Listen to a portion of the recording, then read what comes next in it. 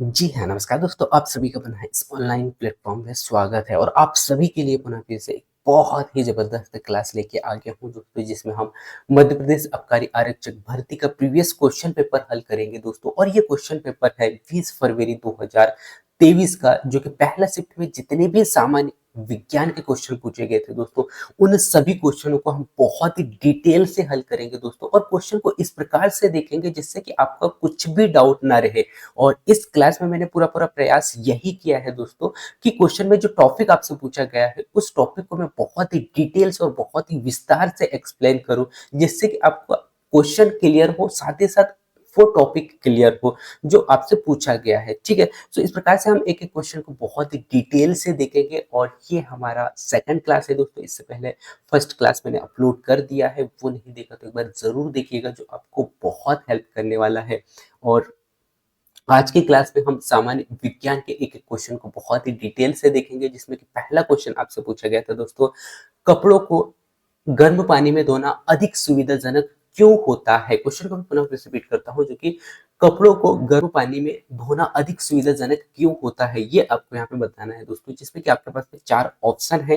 पहला ऑप्शन आप यहाँ पे देख पा रहे होंगे कि गर्म पानी की सतह तनाव अधिक होती है, इसीलिए अधिक अधिक सुविधाजनक होता है। क्या क्या ये फिर सेकंड ऑप्शन है दोस्तों कि गर्म पानी की सतह तनाव कम होती है, या फिर गर्म पानी में कम साबुन की आवश्यकता होती है, या फिर गर्म पानी की सतह जो है तनाव, यानी कि गर्म पानी में सतह तनाव नहीं होता है। तो इन चार ऑप्शनों में से आपको राइट आंसर बताना है। सबसे पहले मैं आपको बता दूं दोस्तों कि जो पानी जो होता है ना, पानी के जो बूंद होते हैं या पानी पानी के जो हम कह सकते हैं कि अणु जो होते हैं ना, वो कैसे होते हैं, बहुत ही पास पास होते हैं। आपने देखा, आपने पढ़ा होगा ठोस द्रव गैस। तो द्रव के जो अणु जो होते हैं ना दोस्तों, बहुत पास पास होते हैं, जिससे कि इसमें ये किस कारण होता है दोस्तों, आकर्षण बल के कारण होता है। और ये पास पास होते हैं, तो ये पास पास होने के कारण कैसे होते हैं, सिकुड़कर एक बूंद का निर्माण कर, यानी कि बूंद के रूप में रहते हैं। और उससे ही उसी बूंद को हम कह सकते हैं तनाव, जो कि आप यहाँ पे देख पा रहे होंगे, तनाव बार बार शब्द जो आ रहा है, सो उसे कहा जाता है तनाव कहा जाता है। और जब क्या होता है दोस्तों, जब पानी को आप गर्म करते हैं, ठीक है,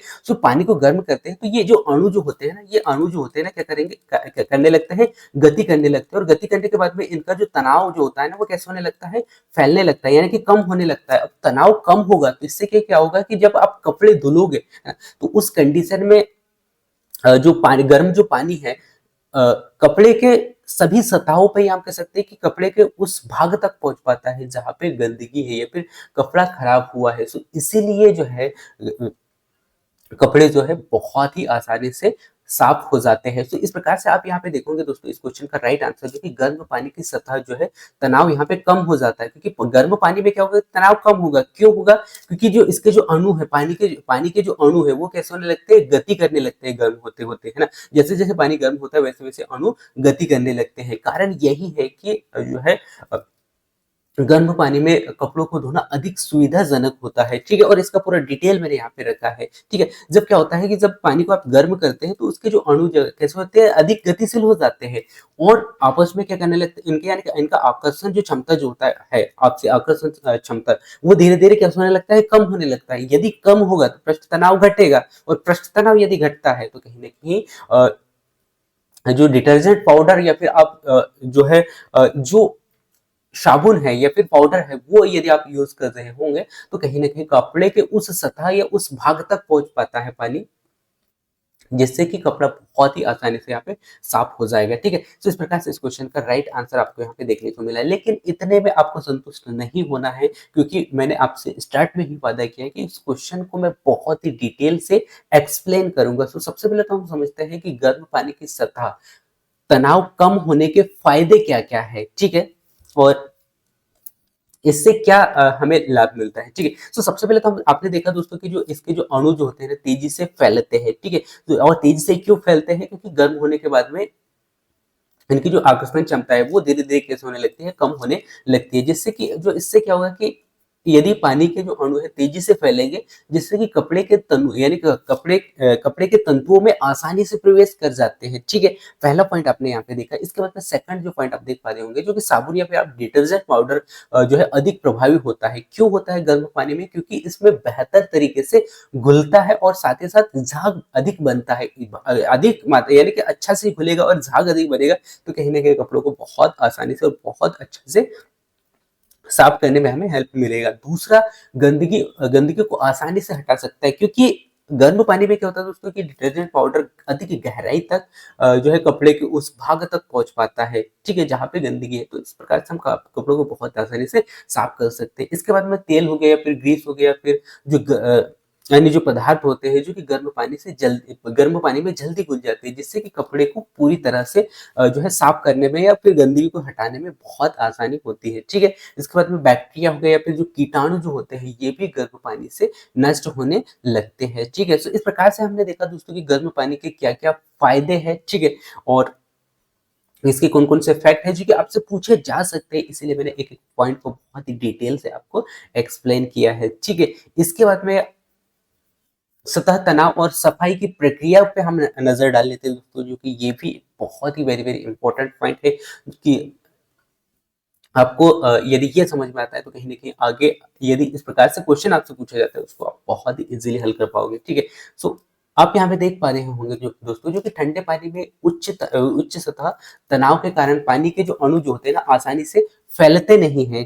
ठीक है, और ये कारण यही है कि जो ठंडे जो पानी जो होते हैं उनके आकर्षण यानी कि उनके जो अणु जो है आकर्षण बल के कारण कैसे होते हैं, यानी कि अब एक बूंद के रूप में बनकर रहते हैं। ठीक है, और गर्म यदि आप इन्हें गर्म करते हैं तो ये कैसे होने लगते हैं, यही बूंद गतिशील होने लगते हैं, गति करने लगते हैं और इनका आकर्षण यानी कि जो बल जो होता है आकर्षण जो बल है वो घटने लगता है, जिससे कि सतह तनाव कैसे होने लगेगा, कम होने लगेगा। हाँ, इससे पानी क्या होगा, इससे पानी और साबुन जो है दोस्तों कपड़े के उस तंतु तक पहुंच पाता है, या उस तंतु के गहराई तक प्रवेश कर पाता है जहाँ पे गंदगी है। ठीक है, जिससे कि कपड़ा जो है बहुत ही आसानी से और बहुत अच्छा से साफ कर पाओगे। ठीक है, इसके बाद में साबुन और डिटर्जेंट की कार्य क्षमता पे भी हम यहाँ पे नजर डाल लेते हैं दोस्तों, जो कि बहुत ही वेरी वेरी इंपॉर्टेंट पॉइंट है। तो साबुन के अणु क्या होते हैं दोस्तों, हाइड्रोफोबिक और साथ ही साथ हाइड्रोलिक होते हैं, जो कि गर्म पानी में अधिक तेजी से घुलकर माइसेल्स बनाते हैं दोस्तों, जो कि गंदगी और तेल को घेर कर अलग कर देते हैं, जिससे कि कपड़ा बहुत अच्छा से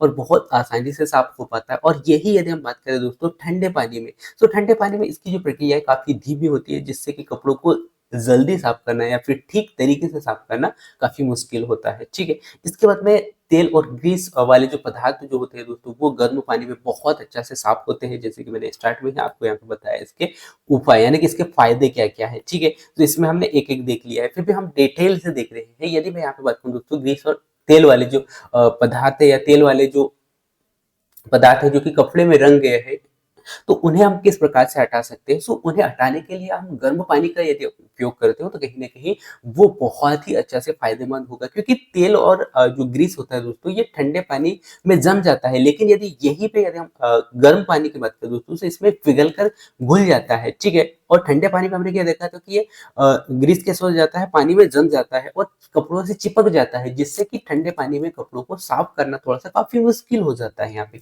इसीलिए जो है हमें गर्म पानी से ये जो इस प्रकार से जो पदार्थ है वो यदि जो चिपक गया है या कपड़ों को खराब यदि कर दिया गया इन ऐसे पदार्थों के माध्यम से, तो हमें गर्म पानी से साफ करना चाहिए। ठीक है, और इसीलिए खाना पकाने से जुड़े जो कपड़े जो होते हैं, कपड़े और तेल लगे जो कपड़े होते हैं उनको गर्म पानी से धोना बेहतर होता है। साथ ही साथ एक बहुत ही वेरी वेरी इंपॉर्टेंट पॉइंट है दोस्तों, जो कि बैक्टीरिया और जो कीटनाशक जो होता है दोस्तों, कीटाणु जो होते हैं, हम कह सकते हैं कीटनाशक नहीं, कीटाणु जो होते हैं दोस्तों, वो गर्म पानी में बहुत हद तक नष्ट हो जाते हैं। यानी कि आपको याद रखना कि 7 सेंटीग्रेड से यदि पानी को अधिक आपने गर्म किया तो कहीं न कहीं बैक्टीरिया और वायरस यहाँ से पानी के माध्यम से, गर्म पानी के माध्यम से मर जाते हैं। इसीलिए कहा जाता है दोस्तों कि अस्पताल और होटलों में जो गर्म कपड़े जो होते हैं ना दोस्तों, उनको गर्म पानी में धोने का यही कारण बताया गया है। ठीक है, और ठंडे पानी और बैक्टीरिया यानी कि ठंडे पानी में बैक्टीरिया पूरी तरह से नष्ट नहीं हो पाती है। इससे संक्रमण का खतरा कहीं न कहीं बढ़ा रहता है।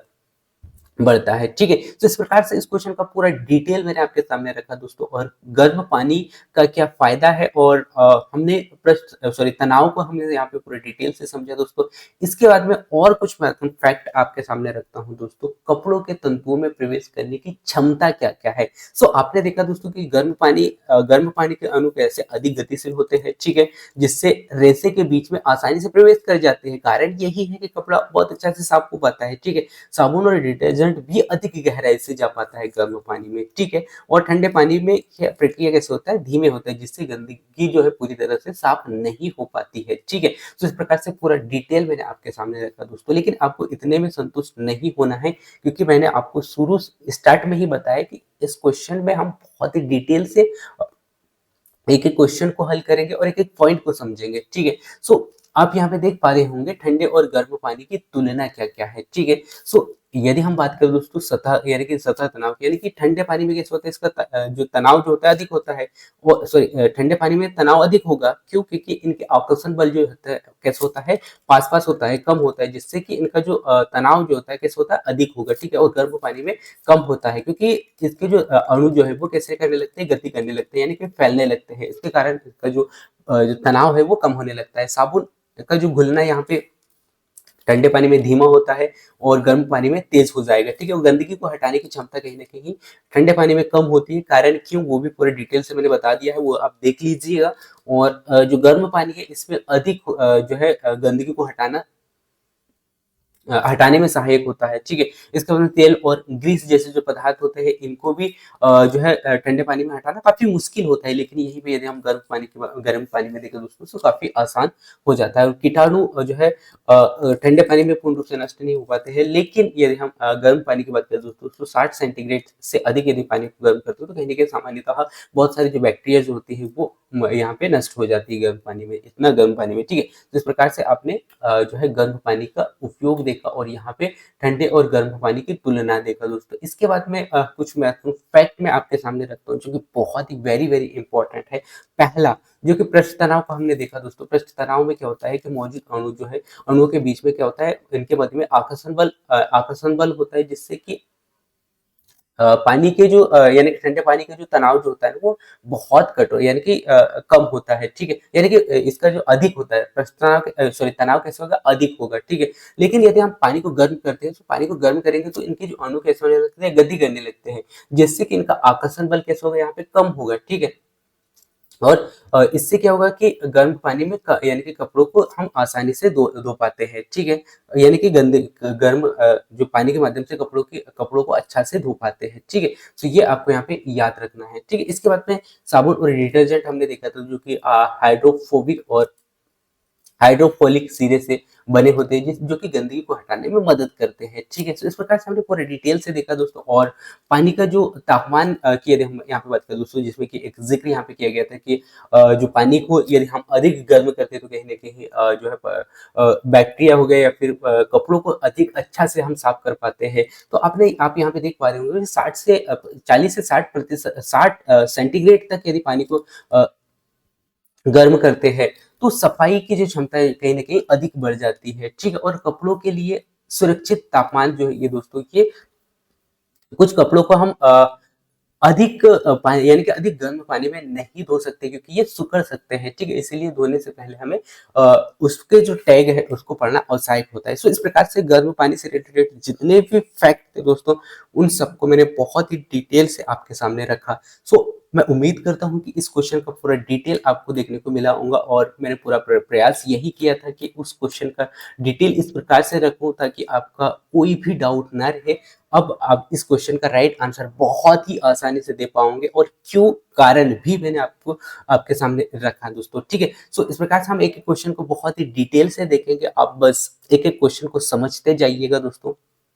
और आप सभी को याद दिला दूं दोस्तों कि आबकारी का जो एग्जाम है दोस्तों, काफी नजदीक है, और ऐसे में आपको आपकी तैयारी को एक अलग दिशा देना होता है, जिससे कि आप अधिक से अधिक टेस्ट लगा सके, अधिक से अधिक रिवीजन कर सके, और जल्द से जल्द आप हर एक टॉपिक को क्लियर कर सके, जिससे कि आप आबकारी एग्जाम को बहुत अच्छे नंबरों से क्वालिफाई कर पाए, इसके लिए आपके पास में सबसे अच्छा मटेरियल होना बहुत ही ज़रूरी होता है दोस्तों, क्योंकि आप किस बुक से पढ़ रहे हो, कहाँ से पढ़ रहे हो, ये भी बहुत इंपॉर्टेंट होता है, जो कि सिलेक्शन का एक बहुत अच्छा हम आधार मान सकते हैं, क्योंकि आप अच्छे मटेरियल के माध्यम से नहीं पढ़ रहे हो, अच्छे बुक्स नहीं है आपके पास में, अच्छे नोट्स नहीं है, तो कहीं ना कहीं आप एग्जाम क्वालिफाई से कहीं ना कहीं दूर रह जाओगे, क्योंकि इसके लिए आपके पास में तो समय बहुत कम है, और यदि आप अच्छा फैक्ट नहीं पढ़ोगे तो भी आपका जो डाउट है वो क्लियर नहीं हो पाएगा, और कहीं ना कहीं आप भ्रम कंफ्यूजन में रहोगे, है ना। तो इसके लिए आपके पास में अच्छी बुक्स या फिर अच्छे नोट्स का होना बहुत ही जरूरी है। और मैं आप सभी को बता दूं दोस्तों, जो कि एक ऐसा बुक है जो चक्षु प्रकाशन द्वारा प्रकाशित ये बुक है, जो कि काफी अच्छा है, और इन्होंने हर एक टॉपिक को बहुत डिटेल से एक्सप्लेन किया है। सो यदि आप आपकी तैयारी को बहुत अच्छा से करना चाहते हो और रिवीजन करना चाहते हो, तो आप इस बुक को परचेज करके आपकी तैयारी को बहुत अच्छे से कर सकते हो, जिसका लिंक आपको इसी वीडियो के डिस्क्रिप्शन में देखने को मिलेगा। सो आप लिंक के माध्यम से बुक परचेज करके आपकी तैयारी को और भी बेहतर कर सकते हैं, ठीक है। इसके बाद में नेक्स्ट अगला जो क्वेश्चन आपसे पूछा गया था दोस्तों, जो आप स्क्रीन पे देख पा रहे होंगे, कि निम्नलिखित में से कौन सा RH विकेटर द्वारा वर्गीकृत किया गया जैव साम्राज्य नहीं है, ये आपको यहाँ पे बताना है, ठीक है। तो सबसे पहले तो आपको समझना होगा दोस्तों, RH विकेटर के द्वारा जो वर्गीकृत किया गया है वो कितने साम्राज्यों में है और कितने अलग अलग भागों में इन्होंने वर्गीकृत किया है, ठीक है। तो सबसे पहले तो हम समझते हैं RH विकेटर को, उसके बाद में उसने कितने जो है भागों में वर्गीकृत किया है, उनके बारे में मैं आपको बताऊंगा दोस्तों। तो सबसे पहले हम सोचते हैं RH विकेटर के बारे में। सो RH विकेटर एक प्रकार से हम कह सकते हैं दोस्तों एक वैज्ञानिक है, और इन्होंने 5 जैविक साम्राज्य को या क्लासिफिकेशन को वर्गीकृत किया, यानी कि 5 क्लासिफिकेशन का इन्होंने सिद्धांत दिया था, और इनके द्वारा जीवों को 5 मुख्य समूहों में वर्गीकृत किया गया है, ठीक है। तो इस प्रकार से आपको पता चला यहाँ पे RH विकेटर के बारे में, और इसने 5 जगतों में वर्गीकृत किया है, वो कौन कौन सा है वो पहले हम यहाँ पे देख लेते हैं, इसके बाद में क्वेश्चन की ओर चलेंगे, ठीक है। सो RH विकेटर ने जो है जैविकों यानी कि सभी जीव जंतु या पादप पादप और जंतु को अलग अलग प्रकार से किस प्रकार से वर्गीकृत किया है, वो आप यहाँ पे देखोगे दोस्तों। सो पहला जो वर्गीकरण यहाँ पे किया गया RH विकेटर के द्वारा, मोनेरा जगत में पहले रखा गया है, और मोनेरा में ऐसे जंतुओं को रखा गया दोस्तों जो कि एक कोशिकी है, ठीक है, एक कोशिकी और प्रोकैरियोटिक के अंतर्गत आते हैं उनको यहाँ पे रखा गया है, और ये आते हैं दोस्तों बैक्टीरिया वर्ग के, ठीक है। सो पहला जो है मोनेरा है, ठीक है। इसके बाद में सेकंड जो वर्गीकरण किया गया दोस्तों इनके द्वारा, प्रोटिस्टा, ठीक है। सो और प्रोटिस्टा कैसे दोस्तों, एक कोशिकी यूकैरियोटिक्स होते हैं, और ये कैसे हैं दोस्तों, पैरामीशियम और अमीबा जैसे जो जीव जो होते हैं ये इसके अंतर्गत आते हैं, ठीक है। इसके बाद में नेक्स्ट जो है दोस्तों फंजाई, जिसे फंगी कहा जाता है, ठीक है। और फंजाई के अंतर्गत कवक वर्ग को रखा गया है, जो कि मृत सड़े गले पदार्थों से अपना पोषण प्राप्त करते हैं, जैसे कि मशरूम हो गया, ठीक है। सो तीसरा है फंजाई। इसके बाद में चौथा है दोस्तों प्लांटी, यानी कि इसमें सभी पादप वर्गों को रखा गया है जो प्रकाश संश्लेषण के माध्यम से अपना भोजन ग्रहण करते हैं, ठीक है। इसके बाद में पांचवा है दोस्तों एनिमेलिया, जो कि सभी जंतु वर्ग को यहाँ पे रखा गया है, ठीक है। सो इस प्रकार से हमने देखा दोस्तों कि RH विकेटर ने 5 अलग अलग भागों में अलग अलग प्रकार से वर्गीकृत किया है, वो कौन कौन सा है। अब इस क्वेश्चन का आंसर देने में आपको और आसानी होगी दोस्तों, जिससे कि आप इस क्वेश्चन का बहुत ही अच्छा से आंसर दे पाओगे। तो RH विकेटर ने कौन कौन सा यानी कि कौन कौन से वर्ग में वर्गीकृत किया है। सो RH विकेटर के द्वारा एनिमेलिया भी वर्गीकृत किया गया है, प्लांटी भी वर्गीकृत किया गया है, और मोनेरा भी वर्गीकृत किया गया है। लेकिन यदि हम मेमेलिया की बात करें दोस्तों, तो मेमेलिया नहीं है, ठीक है। सो ये आपको यहाँ पे इस पॉइंटों के माध्यम से इस क्वेश्चन का आंसर देने में आपको काफी आसानी हुआ होगा दोस्तों। इसके बाद में कुछ महत्वपूर्ण फैक्ट हम यहाँ पे देखते हैं दोस्तों। सो इस प्रकार से यदि हम देखें दोस्तों मेमेलिया की, सो मेमेलिया क्या है दोस्तों, मेमेलिया एक प्रकार से स्तनधारी संघ के अंतर्गत आने वाला एक वर्ग है दोस्तों, ठीक है। सो ये क्या है, ये हम यहाँ पे पहले समझते हैं। सो मेमेलिया क्या है दोस्तों, एक प्रकार से स्तनधारी है, जो कि स्तनधारी वर्ग के अंतर्गत आने वाला एक वर्ग है, और यह सिर्फ एक वर्ग है दोस्तों, जो कि कशेरुकी प्राणियों के अंतर्गत आता है। और अब स्तनधारी क्या है दोस्तों, स्तनधारी वो जीव होते हैं दोस्तों, ये वो वर्ग होता है जिनमें जैसे शेर हो गया, या फिर हाथी हो गए, या गाय हो गया, यानी कि हम कह सकते हैं कि ये इनमें दूध ग्रंथियां पाई जाती है, यानी कि जो दूध इनके माध्यम से अपने बच्चों का पालन पोषण करते हैं, या दूध देने वाले जो जंतु होते हैं उन्हें हम कहते हैं स्तनधारी वर्ग। ठीक है, सो इस प्रकार से आपने देखा दोस्तों, मेमेलिया जो है एक वर्ग है जो स्तनधारी वर्ग के अंतर्गत आता है। ठीक है, जो कि आर एच विकेटर के द्वारा नहीं वर्गीकृत किया गया है। ठीक है, 5 समूह में। ठीक है, तो इस प्रकार से इस क्वेश्चन का राइट आंसर आपने देखा दोस्तों। इसके बाद में और कुछ महत्वपूर्ण फैक्ट मैं आपके सामने रखता हूँ जो कि आर एच विकेटर द्वारा वर्गीकरण से रिलेटेड है। तो आर एच विकेटर के वर्गीकरण को सन 1990 में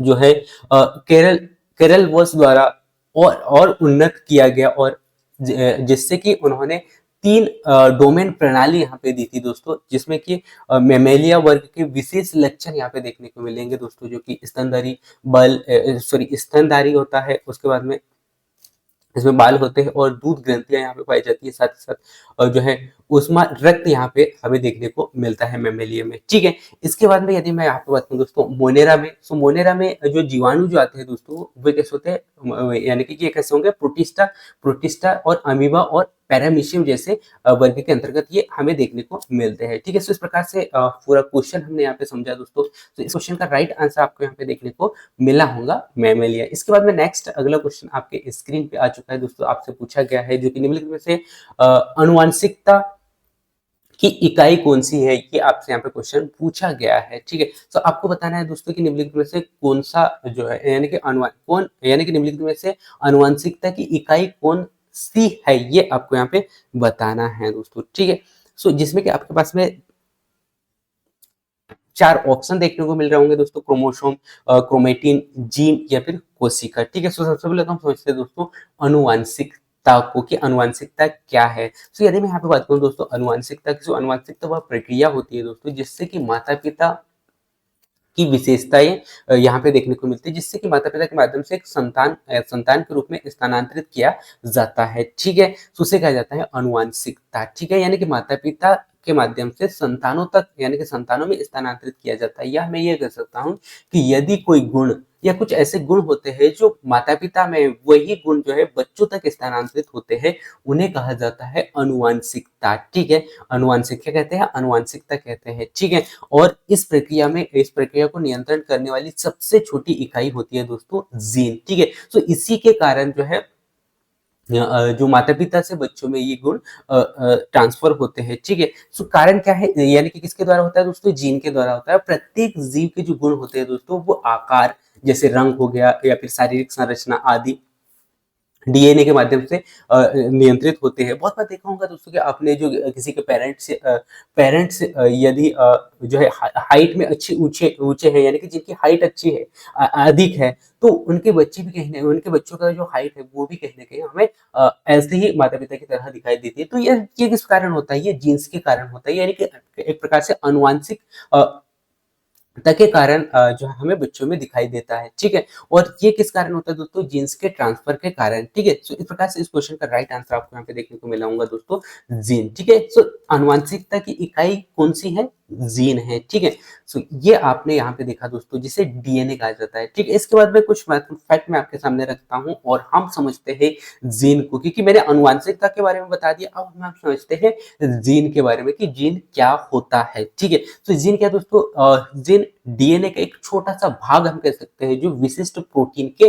निर्माण और आनुवंशिक लक्षणों को नियंत्रित करने का कार्य करता है। ठीक है, और प्रत्येक जीन का, यानी कि प्रत्येक जीन का एक विशेष कार्य होता है दोस्तों, जो कि आंखों का रंग निर्धारित करना या फिर रक्त समूह तय करना इत्यादि। ठीक है, और यह गुणसूत्रों पर स्थित होता है और आनुवंशिकता की मूल इकाई माना जाता है। ठीक है, तो इस प्रकार से आपने जीन को देखा। ठीक है, और आप सभी को पुनः फिर से बता दूं दोस्तों कि आज के क्लास में एक एक पॉइंट, एक एक जो स्लाइड है वो बहुत ही महत्वपूर्ण है। सो आप सभी से मेरा यही रिक्वेस्ट होगा कि आप एक एक स्लाइड को बहुत ही अच्छा से, बहुत ही डिटेल से देखें, अच्छा से ध्यान देते हुए देखें, जिससे कि आप कोई भी पॉइंट को मिस न करें। क्योंकि यदि आप इन टॉपिकों को, इन स्लाइडों को बहुत ही अच्छा से देखते हैं, तो कहीं ना कहीं आपसे क्वेश्चन गलत नहीं होंगे। और आप सभी से मेरा यही रिक्वेस्ट है कि आप अधिक से अधिक टेस्ट लगाएं और रिवीजन जल्द से जल्द करें। ठीक है, ताकि आप जल्द से जल्द रिवीजन कर ले, उसके बाद में आप अधिक से अधिक टेस्ट लगा सके, और पूरा जो समय है आपके पास में वो टेस्ट में होना चाहिए। ठीक है, सो इस प्रकार से आपको तैयारी करना है। अब हम यहाँ पे नजर डालते हैं दोस्तों आनुवंशिक पदार्थों की संरचना पे। ठीक है, तो सबसे पहले तो हम देखते हैं डीएनए को। तो डीएनए क्या होता है दोस्तों? डीएनए आनुवंशिक पदार्थ होते हैं जो कि सभी जीवों में मौजूद होते हैं। ठीक है, इसके बाद में जीन हमने देखा दोस्तों जी की जीन डीएनए का एक भाग होता है। ठीक है, क्या है डीएनए का एक भाग होता है जो कि विशेष लक्षणों को नियंत्रित करने का कार्य करता है। इसके बाद में क्रोमोसोम हमने देखा दोस्तों। तो क्रोमोसोम क्या होता है? क्रोमोसोम डीएनए डीएनए और प्रोटीन की बनी एक संरचना होती है जो कि कोशिका के केंद्रक में स्थित होती है। ठीक है, तो ये भी आपको यहाँ पे याद रखना है। इसके बाद में क्रोमेटिन की यदि मैं यहाँ पे बात करूँ, सॉरी क्रोमोसोम हमने यहाँ पे देखा था, और क्रोमेटिन यदि हम देखें यहाँ पे, सो क्रोमेटिन क्या होता है दोस्तों? ये भी डीएनए और प्रोटीन का एक मिश्रण होता है जो कि क्रोमोसोम बनाने से पहले बनाया जाता है, यानी कि पहले पाया जाता है। ठीक है, तो ये पूरा फैक्ट हमने यहाँ पे देखा दोस्तों अनुवांशिक से रिलेटेड। ठीक है, इसके बाद में कुछ महत्वपूर्ण फैक्ट मैं आपके सामने रखता हूँ जो कि आनुवंशिकता को जो है सबसे पहले ग्रेगर मेंडल के द्वारा आनुवंशिकता की खोज किया गया है। और आनुवंशिकता का जो जनक है या पिता जो है दोस्तों, किसे कहा जाता है? ग्रेगर मेंडल को कहा जाता है। ठीक है, तो ये आपको यहाँ पे याद रखना है दोस्तों। और जेम्स वाटसन और क्रिक ने जो है 1953 में डीएनए की डबल हेलिक्स संरचना की खोज की है। क्योंकि ये क्वेश्चन ये जो पॉइंट है दोस्तों, यहाँ से क्वेश्चन कई बार पूछा जा चुका है। इसीलिए जो महत्वपूर्ण जो खोज या महत्वपूर्ण जो फैक्ट होंगे दोस्तों हर क्वेश्चन के स्लाइड में, वो बहुत ही वेरी वेरी इंपॉर्टेंट होंगे। और यदि आप टेस्ट लगा रहे होंगे तो कहीं ना कहीं उन पॉइंटों से बहुत बार क्वेश्चन बन के आया है और आपको देखने को मिलेगा। ठीक है, तो पहले तो आपको याद रखना है कि ग्रेगर मेंडल को आनुवंशिकता का पिता कहा जाता है। और जेम्स वाटसन और हो गया या फिर जो है क्रिक हो गया, यानी कि इन्होंने क्या किया था 1953 में डीएनए का डबल हेलिक्स संरचना दिया था। ठीक है, डबल हेलिक्स संरचना की खोज किया था। ठीक है, तो ये आपको यहाँ पे याद रखना है। इसके बाद में इससे संबंधित कुछ महत्वपूर्ण तथ्य मैं आपके सामने रखता हूँ जो कि बताना रह गया था कि मनुष्य में कितने जोड़े गुणसूत्र क्रोमोसोम्स पाए जाते हैं दोस्तों? 23 जोड़े क्रोमोसोम्स पाए जाते हैं। ठीक है, कितने? 23 जोड़े क्रोमोसोम्स पाए जाते हैं। ठीक है, और डीएनए जो जो है दोस्तों एक आनुवंशिकता की वाहक गुण है। ठीक है, ये भी आपको याद रखना है। और आरएनए क्या होता है दोस्तों? आरएनए जीन अभिव्यक्ति में मदद करता है। ठीक है, जीन अभिव्यक्ति में क्या करता है? मदद करने का कार्य करता है। ठीक है, तो इस प्रकार से हमने देखा डीएनए, आरएनए और आनुवंशिकता को बहुत ही डिटेल से देखा दोस्तों। ठीक है, तो इस प्रकार से इस क्वेश्चन का राइट आंसर आपको यहाँ पे देखने को मिला जीन। इसके बाद में नेक्स्ट अगला क्वेश्चन की ओर चलते हैं दोस्तों। और नेक्स्ट अगला क्वेश्चन आपसे पूछा गया था दोस्तों कि किस तकनीक द्वारा किसी बच्चे की पितृत्व की पहचान की जा सकती है। क्वेश्चन को मैं पुनः रिपीट करता हूँ दोस्तों कि किसी तत्व की यानी किस तकनीक द्वारा किसी बच्चे की पितृत्व की पहचान की जा सकती है, ये आपको यहाँ पे बताना है दोस्तों। इससे कि आपके पास में 4 ऑप्शन है। इससे पहले हम समझते हैं दोस्तों पितृत्व को, क्या क्या पितृत्व क्या होता है, इसके बाद में हम क्वेश्चन का आंसर दे पाएंगे। ठीक है, सो पितृत्व क्या होता है दोस्तों? पितृत्व परीक्षण एक वैज्ञानिक प्रक्रिया है जिसके माध्यम से यह निश्चित किया जाता है कि कोई व्यक्ति किसी बच्चे का जैविक पिता है या नहीं है, उसे कहा जाता है पितृत्व। ठीक है, तो इससे आपको समझ में आया होगा दोस्तों पितृत्व परीक्षण क्या होता है, पितृत्व क्या होता है।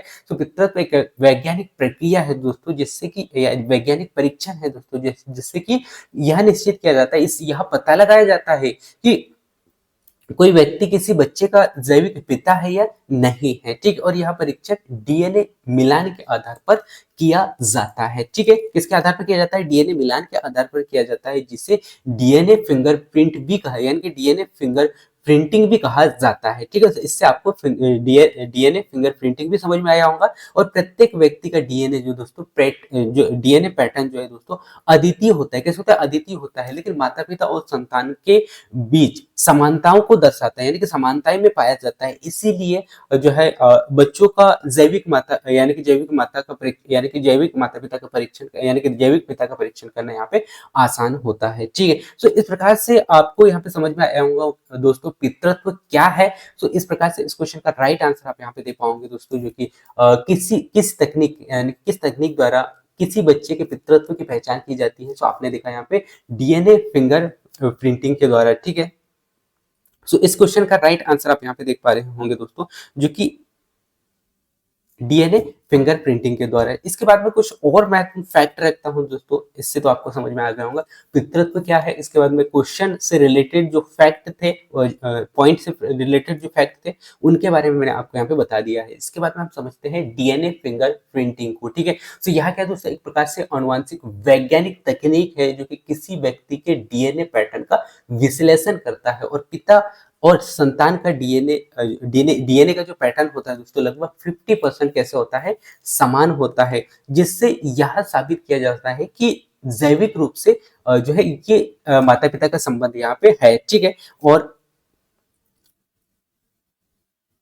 जेफरीज जो है एल.एस. जेफरीज ने सन 1984 में एक तकनीक, यानी कि इस तकनीक की खोज किया था। किसके द्वारा खोज किया गया है, ये भी आपको यहाँ पे बता दिया है दोस्तों, ठीक है। सो डीएनए फिंगर प्रिंटिंग को हमने यहाँ पे डिटेल में समझा दोस्तों। इसके बाद में डीएनए फिंगर प्रिंटिंग की प्रक्रिया को हम यहाँ पे देखते हैं दोस्तों, जो कि ये खासकर जो है डीएनए नमूना एकत्र करने के लिए किया जाता है, जिसमें कि रक्त, बाल, लार या फिर त्वचा कोशिकाओं से रिलेटेड जो फैक्ट हमें देखने को मिलते हैं वो डीएनए नमूने के आधार पर देखने को मिलते हैं। इसके बाद में जो जो डीएनए तो होता है दोस्तों, डीएनए को अलग करना, यानी कि लैब या फिर डीएनए को अन्य कोशिका सामग्री से अलग किया जा सकता है, ठीक है। इसके बाद में डीएनए को एंजाइमों से काटना कैसे किया जाता है दोस्तों, विशिष्ट एंजाइमों का उपयोग कर डीएनए के छोटे छोटे टुकड़ों को अलग, यानी कि छोटे छोटे टुकड़ों को बनाया जाता है, ठीक है। इसके बाद में नेक्स्ट पॉइंट है दोस्तों, जेल इलेक्ट्रोफोरेसिस, जो कि इससे क्या होगा दोस्तों, ये जो डीएनए के जो टुकड़े जो होते हैं ना, आकार में कैसे होते हैं, आकार में यानी कि आकार के आधार पर अलग किए जा सकते हैं, ठीक है। किससे, इलेक्ट्रोफोरेसिस के माध्यम से, ठीक है। इसके बाद में डीएनए प्रोफाइल मिलान की यदि हम बात करें यहाँ पे, तो इसमें क्या होगा कि बच्चे और संभावित पिता के डीएनए पैटर्न की तुलना यहाँ पे की जाती है। तो डीएनए फिंगरप्रिंटिंग में कौन कौन सी प्रक्रिया होती है, सबसे पहले जो किया जाता है, डीएनए का नमूना एकत्रित किया जाता है, और डीएनए का नमूना जो है बाल, रक्त और लार इत्यादि के माध्यम या त्वचा के माध्यम से एकत्रित किया जाता है। डीएनए को अलग किया जाता है। इसके बाद में डीएनए के एंजाइम्स को काटना होता है। इसके बाद में जेल इलेक्ट्रोफोरेसिस की जो प्रक्रिया यहाँ पे होती है, और डीएनए जो है मिलान यहाँ पे किया जाता है, फाइनल मिलान किया जाता है। इस प्रकार से डीएनए जो है फिंगर प्रिंटिंग की प्रक्रिया यहाँ पे तैयार होती है, ठीक है। तो इस प्रकार से डीएनए फिंगर प्रिंटिंग के बारे में मैंने पूरे डिटेल से आपके सामने डिटेल रखा दोस्तों, इसका ठीक है। इसके बाद में कुछ महत्वपूर्ण फैक्ट मैं आपके सामने रखता हूँ। जो डीएनए जो होता है ना दोस्तों, ये 90.9 यानी कि 99.9% जो हिस्सा जो होता है सभी मनुष्य के समान होता है, लेकिन 0.1% जो अंतर यहाँ पे देखने को मिलता है दोस्तों, हर व्यक्ति का अनोखा यहाँ पे होता है, ठीक है। तो ये भी एक बहुत ही वेरी वेरी इंपॉर्टेंट पॉइंट है, और स्टार्ट में ही आपसे कहा है दोस्तों कि जो महत्वपूर्ण जो तथ्य होंगे, इंपॉर्टेंट जो फैक्ट होंगे, वो बहुत ही वेरी वेरी इंपॉर्टेंट होंगे, जिससे कि क्वेश्चन पूछे जाने की जो संभावना है वो ज्यादा होता है, ठीक है। और डीएनए फिंगरप्रिंटिंग का उपयोग जो है अपराध जांच हो गया, या फिर पारिवारिक पहचान, और साथ ही साथ आनुवांशिक रोगों के अध्ययन में किया जाता है। और भारत में यह परीक्षण नमूने, यानी कि कानूनी रूप से प्रमाणित संस्थानों द्वारा किया जाता है, ठीक है। इस प्रकार से इस क्वेश्चन का पूरा फैक्ट हमने यहाँ पे देखा दोस्तों, और इस क्वेश्चन का राइट आंसर भी आपको यहाँ पे देखने को मिला होगा, जो कि डीएनए फिंगरप्रिंटिंग है, ठीक है।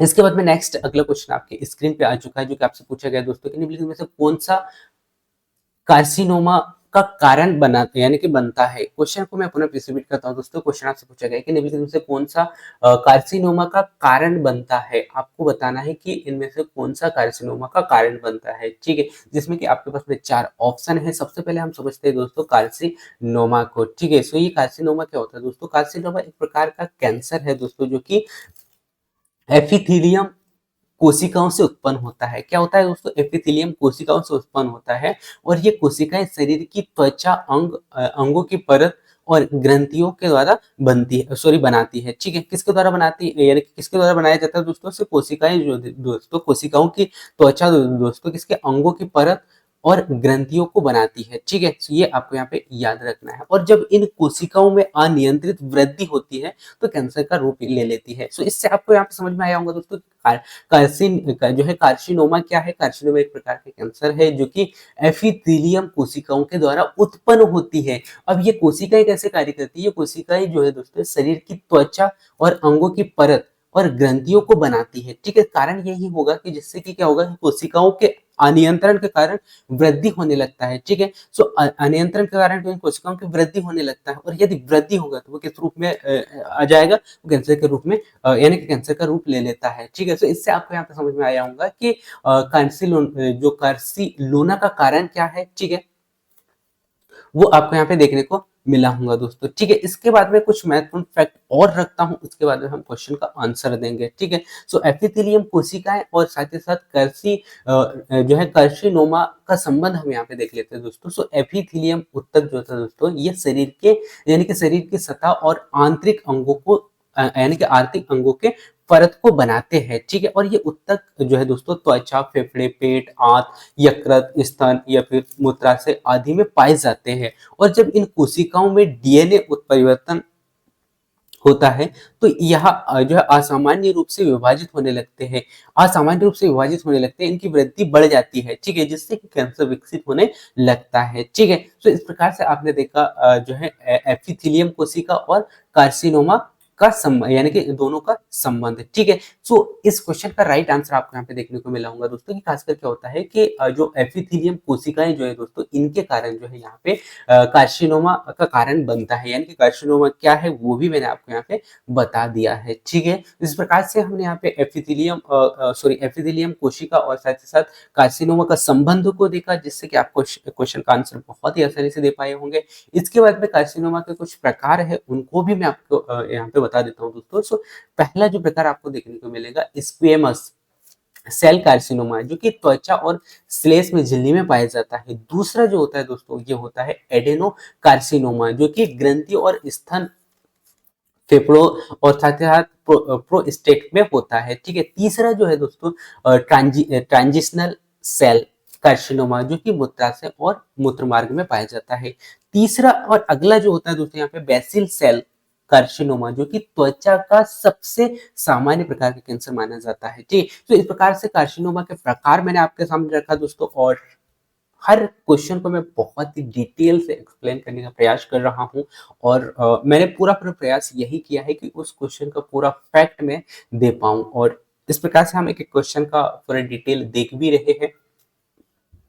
और हम यहाँ पे देखते हैं कार्सिनोमा होने के मुख्य कारण क्या है। सो सबसे पहले तो हमें देखने को मिलता है धूम्रपान और शराब, यानी कि बहुत बहुत लोग क्या करते हैं जो है धूम्रपान और शराब का सेवन करते हैं, जिससे कि फेफड़े, यकृत और गले पर कैंसर जैसी जो समस्या है वो हमें देखने को मिलती है। इसके बाद में सूर्य की पराबैंगनी किरणें का प्रभाव, यानी कि त्वचा पर यदि अधिक सूर्य की किरणें जो है पड़ रही है तो कहीं ना कहीं ये भी इसके कैंसर का कारण बनाती है। ठीक है, इसके बाद में जो है कैंसरकारी रासायन पदार्थ जो होते हैं, उनके उपयोग से भी कहीं न कहीं ये काफ़ी जो है ज़्यादा होने की संभावना यहाँ पे बन जाती है दोस्तों। इसके बाद में आनुवांशिकता, यदि परिवार में जो है कैंसर इतिहास रहा है, यानी कि किसी सदस्य को हुआ है, तो कहीं न खतरा काफ़ी अधिक होता है दोस्तों। ठीक है? उसके बाद में अस्थियकर यानी कि आहार और मोटापा का कारण, यानी कि जो प्रोसेस्ड फूड और अधिक वसा युक्त भोजन से भी कैंसर का खतरा कहीं ना कहीं बढ़ जाता है। सो इस प्रकार से हमने देखा दोस्तों आर्सिनोमा यानी कि कैंसर के होने का मुख्य कारण। ठीक है,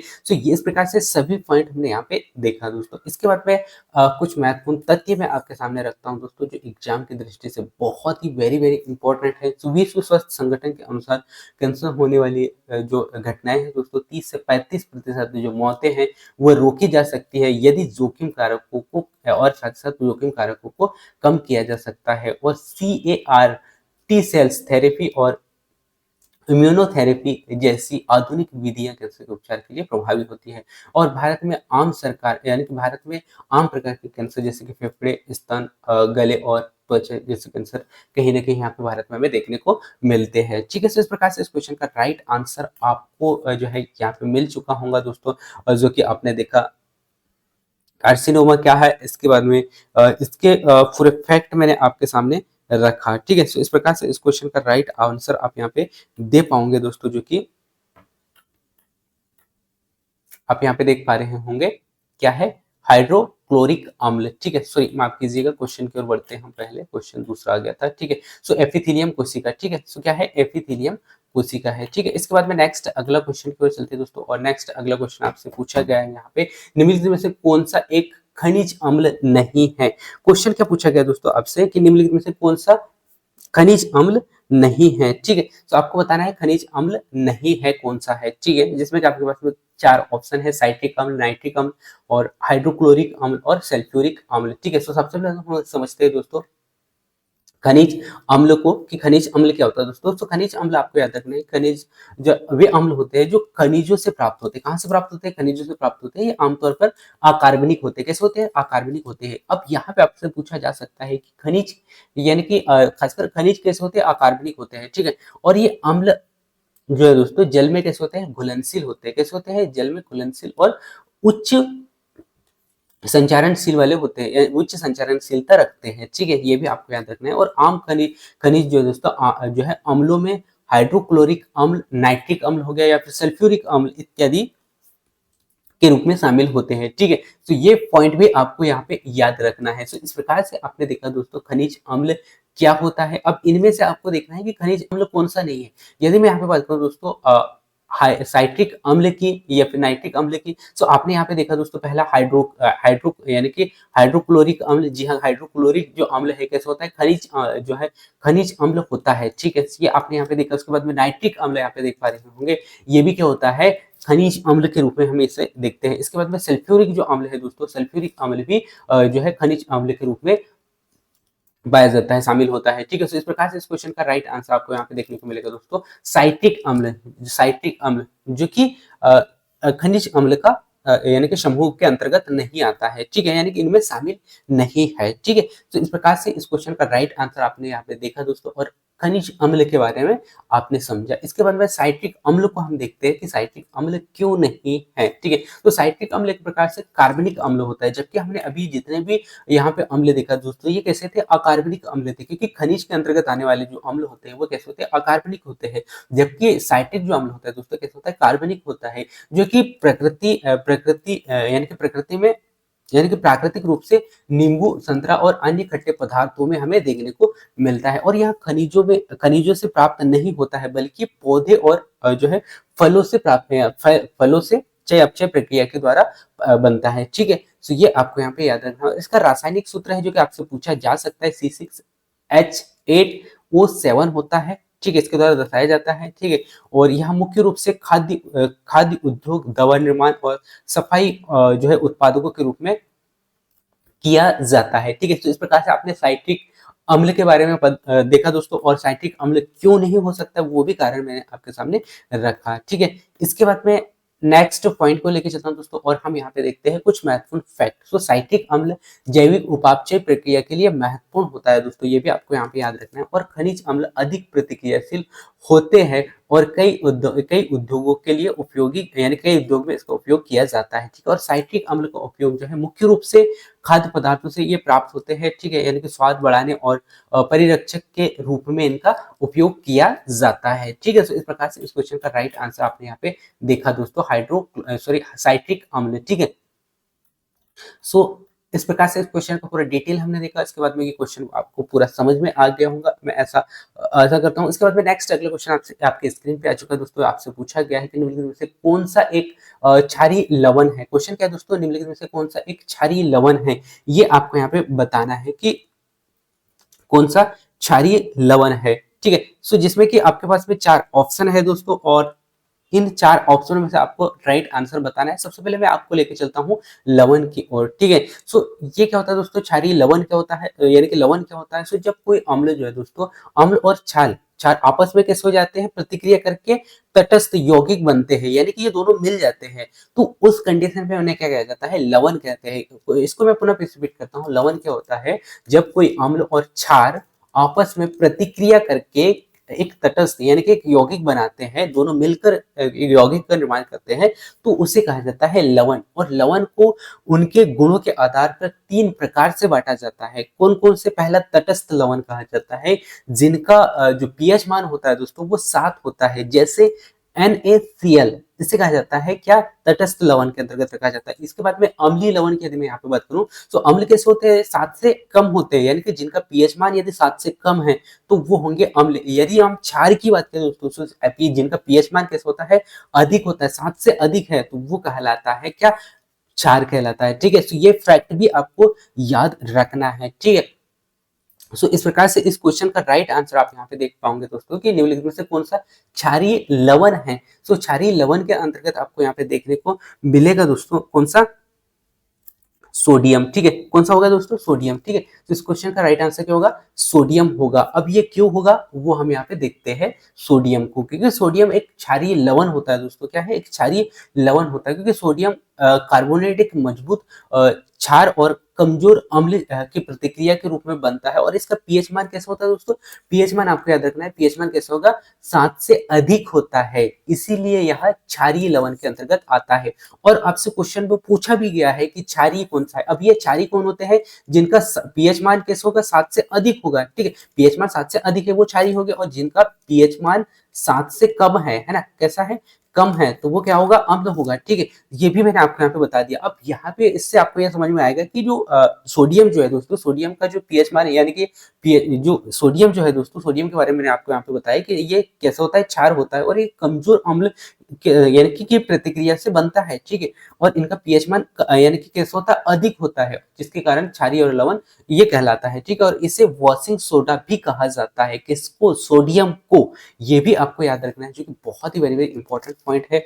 और यह घरेलू व फिर औद्योगिक साफ सफाई उत्पादनों के लिए, यानी उत्पादनों के उपयोग के रूप में उपयोग किया जाता है। ठीक है, तो इस प्रकार से हमने सोडियम को भी देखा दोस्तों। इसके बाद में संबंधित कुछ महत्वपूर्ण फैक्ट मैं आपके सामने रखता हूं दोस्तों। तो सोडियम कार्बोनेट का उपयोग खासकर ये बहुत बार क्वेश्चन पूछा गया दोस्तों, साइंस के क्वेश्चन जहां भी पूछे जाते हैं कहीं ना कहीं ऐसे पॉइंट आपको बहुत बार देखने को मिलते हैं। तो सोडियम का उपयोग आपसे पूछा जा सकता है, जो कि कांच निर्माण, डिटर्जेंट और पानी की कठोरता को कम करने के लिए ये किया जाता है। अम्लीय लवण आमतौर पर जो है खाद्य पदार्थ और दवाइयों के उपयोग में किया जाता है। तटस्थ लवण का जो मुख्य रूप होता है दोस्तों, खाद्य आरक्षक संरक्षक होता है, जो कि रासायनिक उद्योग में इसका प्रयोग किया जाता है। और जो तथ्य, जो संबंधित जो तथ्य मैं रखता हूं दोस्तों हर क्वेश्चन का, वो बहुत ही वेरी वेरी इंपॉर्टेंट है। सो उन पॉइंटों को हो सके तो आप कोई एक कॉपी में नोट करके रख लीजिएगा, और जब आप एग्जाम देने जाओगे उससे पहले आप उनको रिवीजन कर लीजिएगा, जिससे कि आपको बहुत हेल्प मिलने वाला है। और यदि आप टेस्ट लगाओगे तो ये वैसे पॉइंट है दोस्तों जो कि आपको बार बार देखने को मिलेंगे। ठीक है, सो इनको आपको अच्छा से देखना है, और हो सके तो नोट कर लीजिएगा।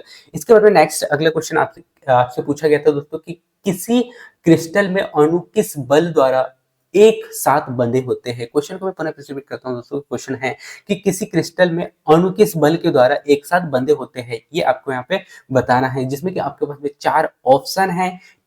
इससे पहले हम समझते हैं दोस्तों क्रिस्टल को, यानी कि क्रिस्टल की संरचना को। तो ये क्या होता है दोस्तों, क्रिस्टल यानी कि किसी क्रिस्टल के अणु एक निश्चित ज्यामितीय संरचना में व्यवस्थित होते हैं। कैसे होते हैं, एक निश्चित जैविक संरचना, यानी कि निश्चित यानी कि अणु का एक निश्चित ज्यामितीय संरचना में व्यवस्थित होते हैं, और यह व्यवस्था अणु के बीच लगने वाला आकर्षण बल के कारण को बना, यानी कि आकर्षण बल को के कारण को, यानी कि कारण कैसे होती है, बनी रहती है। इसको मैं पुनः रिपीट करता हूँ, क्या कि क्रिस्टल जो होता है दोस्तों, किसी क्रिस्टल में अणु एक निश्चित ज्यामितीय संरचना में व्यवस्थित रहती है, और यह व्यवस्था जो है दोस्तों अणु के बीच लगने वाला आकर्षण बल के कारण बनी रहती है। और सबसे कमजोर, यानी कि सबसे कमजोर लेकिन महत्वपूर्ण बल जो क्रिस्टल में अणुओं के एक साथ, यानी कि क्रिस्टल को अणुओं के एक साथ रखता है, और वॉन डर वल्स बल जिसे कहा जाता है, वॉन डर वल्स बल इसे कहा जाता है, यानी कि कौन सा कहा जाता है दोस्तों, वांडर वल्स बल इनमें होता है। ठीक है, तो इस प्रकार से हमने यहाँ पे देखा दोस्तों कि जो क्रिस्टल जो होते हैं दोस्तों, क्रिस्टल में अणु किस बल द्वारा संबंधित, यानी किस बल द्वारा बंधे होते हैं, तो वो बंधे होते हैं वंडर, यानी कि वांडर वल्स आकर्षण के द्वारा, ठीक है। यानी कि इसका पूरा फैक्ट हमने यहाँ पे देखा कि क्रिस्टल संरचना क्या है। क्रिस्टल संरचना एक प्रकार से एक निश्चित ज्यामितीय संरचना में व्यवस्थित होता है और यह व्यवस्था अणुओं के बीच लगने वाले आकर्षण बल के कारण बनती है।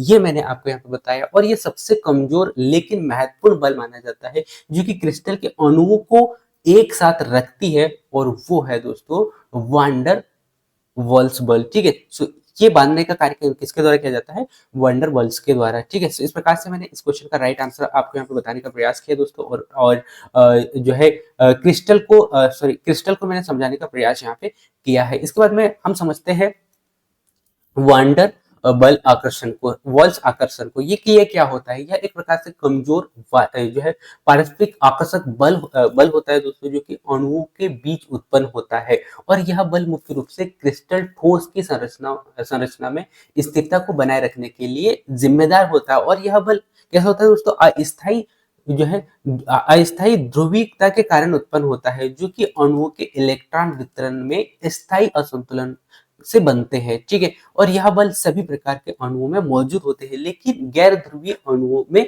यह प्रमुख रूप से कार्य करते हैं, ठीक है। तो इस प्रकार से हमने जो है वांडर वॉल्स आकर्षण को देखा दोस्तों और इसको आप अच्छा से देख लीजिएगा जो कि मैंने बहुत ही अच्छा से आपको यहाँ पे समझाने का प्रयास किया है। इसके बाद में हमें देखते हैं दोस्तों वंडरवॉल्स बल के प्रकार, क्योंकि इनके अलग अलग प्रकार है। पहला जो प्रकार आपको देखने को मिलेगा दोस्तों वो देखने को मिलेगा लंदन प्रक्रिय प्रकार, ठीक है। तो ये क्या होता है दोस्तों? ये अस्थायी होता है, अस्थायी ध्रुवों के कारण बनता है।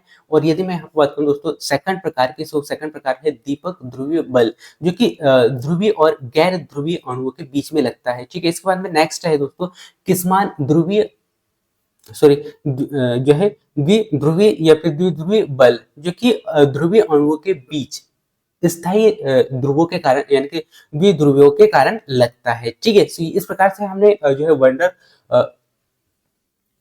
वर्ल्स के बलों के प्रकार हमने यहाँ पे देखा दोस्तों। इसके बाद में इससे संबंधित कुछ महत्वपूर्ण फैक्ट मैं आपके सामने रखता हूँ दोस्तों। जो है वॉन वंडर वर्ल्स बल सबसे कमजोर और अंतर आणविक बल होता है जो कि हमने यहाँ पे कुछ पॉइंट में देखा दोस्तों, लेकिन यह क्रिस्टल रचनाओं को स्थिर रखने में महत्वपूर्ण भूमिका निभाता है, ठीक है।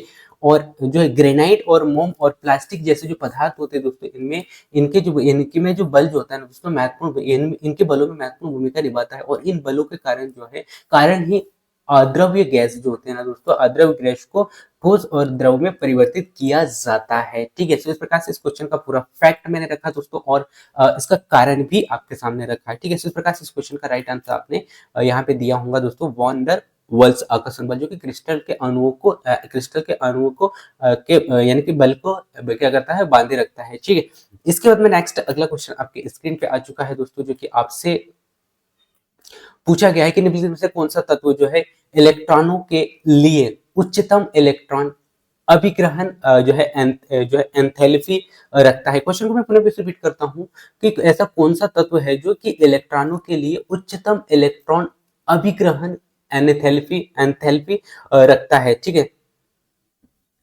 तो इन चार ऑप्शनों में से आपको बताना है। इससे पहले हम समझते हैं दोस्तों कुछ महत्वपूर्ण फैक्ट इलेक्ट्रॉन अधिग्रहण एंथैल्पी को कि ये क्या होता है। तो यह एक प्रकार के ऊर्जा परिवर्तन है दोस्तों। क्या है? एंथैल्पी यानी कि इलेक्ट्रॉन अधिग्रहण एंथैल्पी एक प्रकार से ऊर्जा यानी कि ऊर्जा परिवर्तन होता है। इसमें क्या होगा? एक प्रकार से वह ऊर्जा होता है यानी कि वह ऊर्जा परिवर्तन होता है जो किसी परमाणु द्वारा, है ना, क्या होता है? किसी परमाणु द्वारा एक इलेक्ट्रॉन ग्रहण करने पर होता है। इसको मैं पुनः रिपीट करता हूं कि यह वह ऊर्जा होता है जो किसी परमाणु द्वारा एक इलेक्ट्रॉन ग्रहण करने पर होता है। इसे नकारात्मक ऊर्जा मान ले यानी कि नकारात्मक ऊर्जा मान के रूप में व्यक्त किया जाता है, क्योंकि जब किसी परमाणु में इलेक्ट्रॉन जुड़ते हैं तो ऊर्जा निकलता है और जितना अधिक ऊर्जा मुक्त होगा उतना ही अधिक इलेक्ट्रॉन अभिग्रहण एंथैल्पी होगी, जिससे कि फ्लोरीन की यानी कि जिसमें कि एफ की यानी कि फ्लोरीन की इलेक्ट्रॉन अधिग्रहण एंथैल्पी सबसे अधिक होती है, ठीक है। किसकी अधिक होती है? सो आपको यहाँ पे याद रखना है फ्लोरीन की जो इलेक्ट्रॉन अधिग्रहण जो है कैसे होगी? अधिक होगी। इस प्रकार से इस क्वेश्चन का राइट आंसर भी आपको यहाँ पे देखने को मिला क्या? डी ऑप्शन, यानी कि फ्लोरीन की हम कह सकते हैं कि फ्लोरीन की जो इलेक्ट्रॉन जो अभिग्रहण एंथैल्पी जो है दोस्तों ये कैसी होती है? सबसे अधिक होती है, ठीक है। तो इस प्रकार से इस क्वेश्चन का राइट आंसर आपको देखने को मिला होगा। इसके बाद में इलेक्ट्रॉन जो है अभिग्रहण एंथैल्पी क्या है वो भी मैंने आपके सामने रखा दोस्तों। इसके बाद में हम देखते हैं दोस्तों फ्लोरीन को समझते हैं।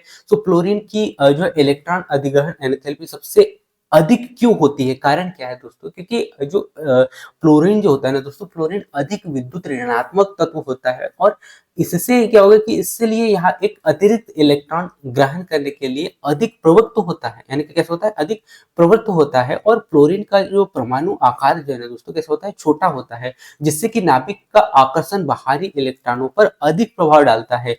जब फ्लोरीन एक अतिरिक्त इलेक्ट्रॉन ग्रहण करता है तो यह स्थिरता प्राप्त करता है और ऊर्जा मुक्त करता है, ठीक है, जिससे कि क्या होगा कि इसके इलेक्ट्रॉन जो है अधिग्रहण एनाथैल्पी अधिक हो जाता है, ठीक है। सो कारण यही है, ठीक है। तो इस प्रकार से हमने देखा कि जो फ्लोरीन की इलेक्ट्रॉन अधिग्रहण एनाथैल्पी कैसे होता है, अधिक होता है, ठीक है। इसके बाद में कुछ महत्वपूर्ण फैक्ट मैं आपके सामने रखता हूँ दोस्तों, इलेक्ट्रॉन अधिग्रहण एनाथैल्पी से रिलेटेड।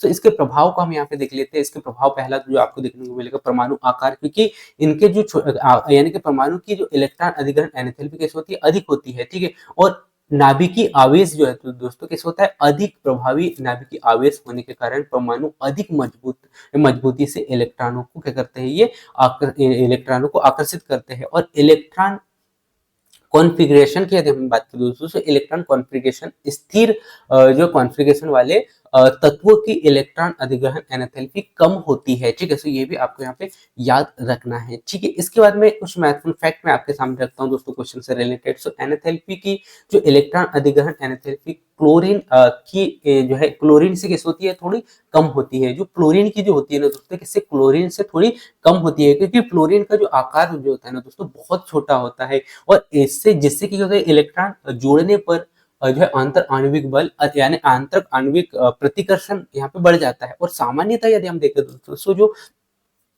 पीरियोडिक टेबल जो है पीरियोडिक टेबल के आधार पर यदि हम देखें दोस्तों, तो बाएं से दाएं और पर इलेक्ट्रॉन अभिग्रहण जो एनाथैल्पी यहाँ पे कैसे होता है, बढ़ता है। और नाइट्रोजन और बोरियम जैसे जो तत्व होते हैं दोस्तों, इनका जो इलेक्ट्रॉन अभिग्रहण एनाथैल्पी अपेक्षाकृत कैसे होता है, कम होता है। किनका ज्यादा होता है, किनका कम होता है, और क्यों होता है वो भी मैंने आपको यहाँ पे बताया। क्योंकि इनमें इलेक्ट्रॉन संरचना कैसे होती है, स्थिर होती है। कारण यही है कि अधिक होते हैं और कम होते हैं, ठीक है। इस प्रकार से हमने इस क्वेश्चन का पूरा फैक्ट देखा दोस्तों, और इस क्वेश्चन का राइट आंसर भी आपको यहाँ पे देखने को मिला होगा, ठीक है। इसके बाद में नेक्स्ट अगला क्वेश्चन आपके स्क्रीन पर चुका है, जो कि आपसे पूछा गया है कि प्रकाश संश्लेषण के दौरान ग्लूकोज में उपस्थित ऑक्सीजन किस स्रोत में से आते हैं। क्वेश्चन को मैं फिर से रिपीट करता हूँ कि प्रकाश संश्लेषण के दौरान ग्लूकोज में उपस्थिति ऑक्सीजन किस स्रोत से आती है, ये आपको यहाँ पे बताना है, ठीक है। जिसमें कि 4 ऑप्शन है। सबसे पहले हम समझते हैं दोस्तों प्रकाश संश्लेषण को, जिससे कि आपको क्वेश्चन समझने में आसानी होगी, ठीक है। प्रकाश संश्लेषण में क्या होगा दोस्तों कि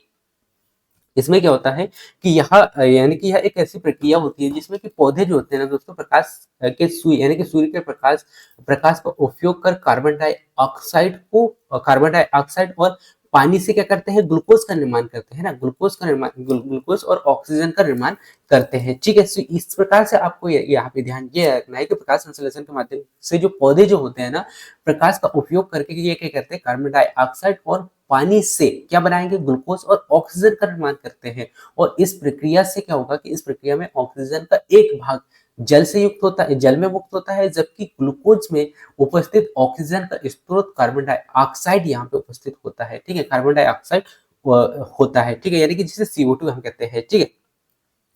सो इस प्रकार से आपने देखा कि प्रकाश संश्लेषण यानी कि प्रकाश संश्लेषण के दौरान जो है ग्लूकोज में उपस्थित ऑक्सीजन किस स्रोत में आता है। तो आपने देखा दोस्तों किस स्रोत में आता है, सो वो आता है कार्बन डाइऑक्साइड में, ठीक है। किस में आता है, कार्बन डाइऑक्साइड में। इस क्वेश्चन का राइट आंसर आपको यहाँ पे देखने को मिला दोस्तों, क्या, कार्बन डाइऑक्साइड, ठीक है। इसके बाद में कुछ महत्वपूर्ण फैक्ट मैं आपके सामने रखता हूँ ग्लूकोज ऑक्सीजन से रिलेटेड। ग्लूकोज ऑक्सीजन का स्रोत कैसे निर्धारित होता है दोस्तों, सो वैज्ञानिकों ने जो है रेडियोधर्मी टेस्टर तकनीकी के माध्यम का उपयोग करके यह सिद्ध किया कि ग्लूकोज में उपस्थित जो ऑक्सीजन कार्बन डाइऑक्साइड जिसे CO2 कहा जाता है, इसमें आता है।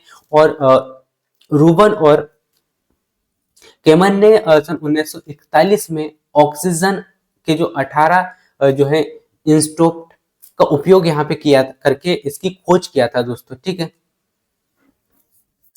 कितने, 18 स्टेपों का जो प्रयोग करके यहाँ पे इसकी खोज का प्रयोग यानी कि इसके उपयोग करके खोज किया गया था। ठीक है, इस प्रकार से आपको यहाँ पे याद रखना है कि ग्लूकोज की ऑक्सीजन स्रोत कैसे निर्धारित होती है, ये पूरा फैक्ट मैंने आपके सामने रखा। इसके बाद में हम यहाँ पे देखते हैं कुछ महत्वपूर्ण तथ्य। ठीक है, सो ऑक्सीजन मुक्त करने की प्रक्रिया को क्या कहा जाता है, पहले तो आपको ये याद रखना है फोटो फोटोसिस है ना, फोटोसिस कहते हैं, किसे कहते हैं, फोटोसिस कहते हैं। ठीक है, इसके बाद में फोटोसिस कहते हैं जो कि जल के विघटन से होता है। ठीक है, और ग्लूकोज का जो निर्माण जो होता है ना दोस्तों, ये केल्विन चक्र में होता है। किसमें होता है, केल्विन चक्र में होता है, जिसमें कि CO2 का उपयोग यहाँ पे किया जाता है। और C4 और CAM पौधों में प्रकाश संश्लेषण की प्रक्रिया थोड़ी भिन्न होती है, लेकिन ऑक्सीजन का स्रोत कैसे होता है, समान रहता है। ठीक है, तो इस प्रकार से इस क्वेश्चन का राइट आंसर भी आपको यहाँ पे देखने को मिला, कार्बन डाइऑक्साइड और प्रकाश संश्लेषण मैंने बताया। इसके बाद में जो कार्बन डाइऑक्साइड के बाद में जो हमने यहाँ पे देखा था ग्लूकोज को,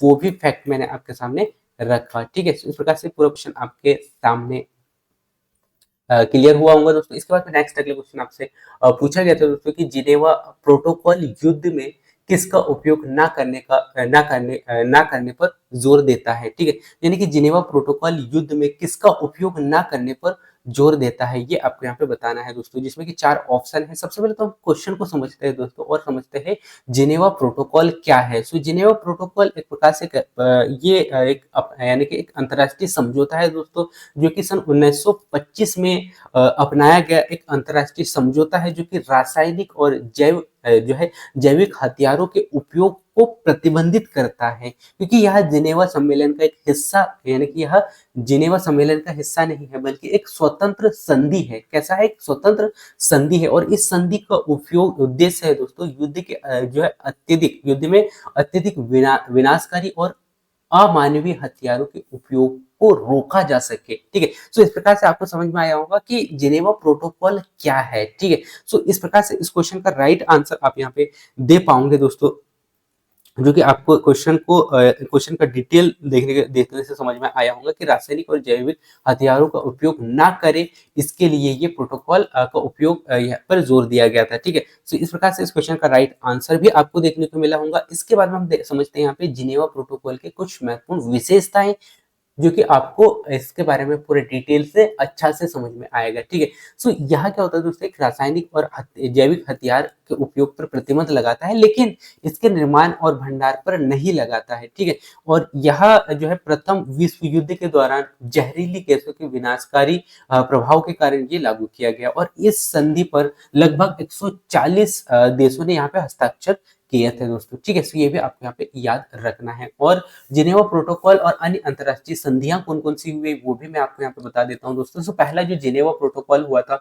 जो कि रासायनिक और जैविक हथियारों पर यहाँ पे प्रतिबंध लगाया गया था, और ये किया गया था दोस्तों 1925 में। इसके बाद में रासायनिक हथियार संधि जो हुआ था, ये रासायनिक हथियारों का उत्पादन और भंडार पर जो है प्रतिबंध लगाने के लिए यहाँ पे 1953 में हुआ था दोस्तों। और जैविक हथियार संधि हुआ था, ये जैविक हथियारों का उत्पादन और उपयोग के लिए किया गया था, जो कि 1972 में ये संधि हुआ था। ठीक है, तो इस प्रकार से ये भी आपसे पूछा जा सकता है कब किया गया था, इसीलिए मैंने ये पॉइंट भी आपके सामने रखा दोस्तों। इसके बाद में नेक्स्ट अगला क्वेश्चन आपके स्क्रीन पर आ चुका है, और इस क्वेश्चन का राइट आंसर आपको मिल चुका है। इसके बाद में नेक्स्ट अगला क्वेश्चन आप यहाँ पे देख पा रहे होंगे, निम्नलिखित में से कौन सा एक मानव निर्मित पारिस्थितिकी तंत्र का एक अच्छा उदाहरण है। सो आपको बताना है कि ऐसा कौन सा इन 4 ऑप्शन में से आपको बताना है कि कौन सा ऐसा मानव निर्मित जो है पारिस्थितिकी तंत्र है का एक अच्छा उदाहरण है। ठीक है, सो हम समझते हैं पहले दोस्तों परिस्थितिकी तंत्र को। परिस्थितिकी तंत्र क्या होता है दोस्तों, परिस्थितिकी तंत्र एक ऐसा प्राकृतिक तंत्र होता है जो जीवित और कैसा होता है दोस्तों, जीवित और अजैविक घटक आपस में परस्पर क्रिया करते हैं। ठीक है, और यह 2 प्रकार से होते हैं। कौन कौन से, एक होता है प्राकृतिक परिस्थितिकी तंत्र, जो कि प्रकृति द्वारा बनाया जाता है, जैसे महासागर हो गया, जंगल हो गया, नदी हो गया। ठीक है, ये कैसे है, प्राकृतिक रूप से बने हैं।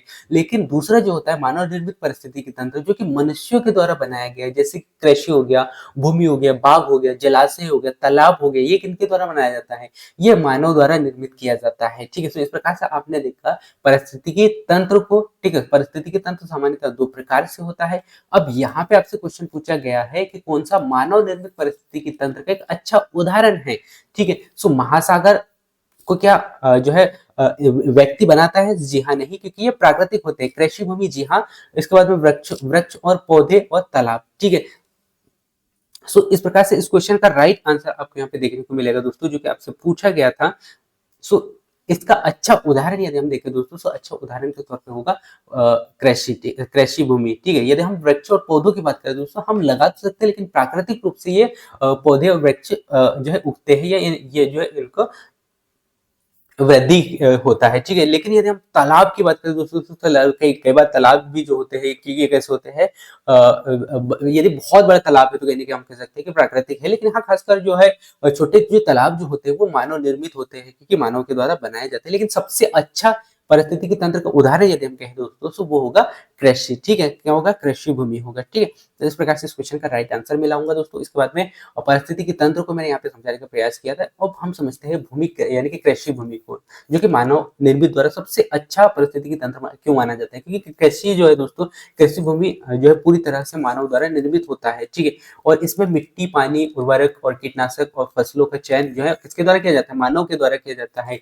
और यह एक नियंत्रित परिस्थितिकी तंत्र होता है, जिससे कि मनुष्य परिस्थितिकी तंत्र की जैविक और जो अजैविक परिस्थिति को नियंत्रित करने का कार्य करता है, ठीक है। तो इस प्रकार से इस क्वेश्चन का पूरा फैक्ट आपको यहाँ पे देखने को मिला दोस्तों। इसके बाद में संबंधित तथ्य मैं आपके सामने रखता हूँ। सो मानव निर्मित परिस्थितिकी तंत्र जो है दोस्तों, पर्यावरण संतुलन का कारण बताता है, यानी कि कारण बनता है। और यदि इसे सही ढंग से प्रतिबंध यानी कि जो है प्रबंधित न किया जाए, तो कहीं ना कहीं काफी हानिकारक हो सकता है। और कृषि में जैव विविधता कम होती है, क्योंकि इसमें केवल चुनिंदा फसलों का ही उपयोग किया जाता है, ठीक है। और जलवायु परिवर्तन और कीटनाशकों के अत्यधिक उपयोग से कृषि में जो है पारिस्थितिकी तंत्र पर नकारात्मक प्रभाव भी पड़ता है, ठीक है। तो ये फैक्ट भी आपको याद रखना है दोस्तों। तो इस प्रकार से इस क्वेश्चन का राइट आंसर आपको यहाँ पे देखने को मिला दोस्तों, कृषि, ठीक है, कृषि भूमि। इसके बाद में नेक्स्ट अगला क्वेश्चन आपसे पूछा गया दोस्तों, जो कि भारत को कितने जैव भौगोलिक क्षेत्रों में विभाजित किया गया है। क्वेश्चन बहुत ही वेरी वेरी इंपॉर्टेंट है दोस्तों। क्वेश्चन को मैं पुनः रिपीट करता हूँ कि भारत को कितने जैव भौगोलिक क्षेत्रों में वर्गीकृत किया गया है, ये आपको यहाँ पे बताना है, ठीक है। सो सबसे पहले तो हम समझते हैं दोस्तों जैव भौगोलिक को, क्योंकि मैंने हर एक क्वेश्चन में पूरा पूरा प्रयास यही किया है कि पहले मैं क्वेश्चन को एक्सप्लेन करूं, है ना। तो जैव भौगोलिक क्षेत्र क्या होता है दोस्तों? जैव भौगोलिक क्षेत्र वह क्षेत्र होता है जो कि पारिस्थितिकी क्षेत्र के अंतर्गत आता है। या हम कह सकते हैं कि जैव भौगोलिक वे पारिस्थितिकी क्षेत्र होते हैं जिन्हें जलवायु, स्थलाकृति, वनस्पति और जीवों की विविधता के आधार पर विभाजित किया जाता है। किस किस के आधार पर? जलवायु, स्थलाकृति यानी कि स्थल आकृति हम कह सकते हैं, या फिर वनस्पति, या फिर जीवों की विविधता के आधार पर विभाजित किया जाता है। और भारत को 10 जैविक भौगोलिक क्षेत्र में वर्गीकृत किया गया है। कितने? 10। ये तो आंसर मिल गया, लेकिन 10 कौन कौन से, वो भी देखना है आपको, क्योंकि मैं हर एक क्वेश्चन का एक एक पॉइंट को मैं बहुत ही डिटेल से एक्सप्लेन कर रहा हूँ, क्योंकि मेरे तरफ से कोई भी कमी नहीं रहेगा दोस्तों, क्योंकि मेरा पूरा पूरा प्रयास जो है हर एक क्वेश्चन का डिटेल देने में किया है। और इस क्लास को बनाने में मुझे बहुत मेहनत लगा, लेकिन मुझे बहुत अच्छा लगता है कि मैं आप लोगों तक क्लासेस पहुंचा पाता हूं, और इस प्रकार से पहुंचा पाता हूं ताकि आपको पढ़ने में बहुत आसानी हो, और आप इन क्लासेसों के माध्यम से प्रीवियस क्वेश्चनों को बहुत ही अच्छा से समझ पाओ, जिससे कि आप जो एग्जाम देने वाले हो उन क्वेश्चनों का आप अच्छा से सामना कर पाओ, ठीक है। सो यदि हम यहाँ पे बात करें दोस्तों जैव भौगोलिक की, सो भारत में कितने? 10 जैविक भौगोलिक यानी कि जैव भौगोलिक के आधार पर यहाँ पे वर्गीकृत किया गया है, ठीक। कौन कौन सा है? पहला हिमालय, ठीक है, यानी कि अत्यधिक ऊंचाई एवं जो है ठंडा जलवायु समृद्ध जैव विविधता के आधार पर इसे बांटा गया। इसके बाद में गंगा के मैदान के आधार पर, यानी कि जो उपजाऊ भूमि, या फिर गंगा यानी कि गंगा ब्रह्मपुत्री प्रणाली, या फिर जो है घनी आबादी के आधार पर। तीसरा जो हमें देखने को मिलता है रेगिस्तान, यानी कि जो राजस्थान हो गया, या फिर शुष्क जलवायु, या फिर कम वर्षा, या फिर जो कांटेदार वनस्पति हो गया, इनके आधार पर यहाँ पे वर्गीकृत किया गया है, ठीक है। इसके बाद में जो पश्चिमी घाट है दोस्तों, पश्चिमी घाट में अधिक वर्षा वाला हो गया, या फिर घने वन, या फिर जैव विविधता हॉटस्पॉट, ये आपको यहाँ पे देखने को मिलेगा। उसके बाद में दक्कन का पठार जो है शुष्क एवं आर्द्र क्षेत्र आपको देखने को मिलेगा, साथ ही साथ मिश्रित वनस्पति, ठीक है। इसके बाद में तटीय क्षेत्र जो होते हैं दोस्तों, तटीय क्षेत्र के अंतर्गत जो है समुद्री जैव विविधता और मैग्रो वनस्पति इसमें आएंगे, ठीक है। इसके बाद में जो उत्तर पूर्वी भारत है दोस्तों, उत्तर पूर्वी भारत में जो है उच्च वर्षा और साथ ही साथ जो है समृद्ध वन्य जीव और पर्वतीय क्षेत्र इसके अंतर्गत आएंगे। इसके बाद में जो नेक्स्ट आप देख पा रहे होंगे सुंदर सुंदरवन एवं गंगा ब्रह्मपुत्री डेल्टा, ठीक है, जिसमें कि जो है मैंग्रोव जंगल आ जाते हैं और बाघों का निवास, ठीक है। इसके बाद में अंडमान व निकोबार द्वीप समूह, जिसमें कि उष्णकटिबंधीय वन यानी कि वर्षा वन वाले क्षेत्र आ जाते हैं। इसके बाद में समुद्री परिस्थितिकी तंत्र के अंतर्गत आने वाले जो क्षेत्र आते हैं, ठीक है। इसके बाद में नेक्स्ट जो आप यहाँ पे देख पा रहे होंगे दोस्तों, अंडमान व निकोबार द्वीप समूह, यानी कि इसके अंतर्गत जो है उष्णकटिबंधीय वन या फिर समुद्री परिस्थितिकी तंत्र के अंतर्गत आने वाले क्षेत्र आते हैं, ठीक है।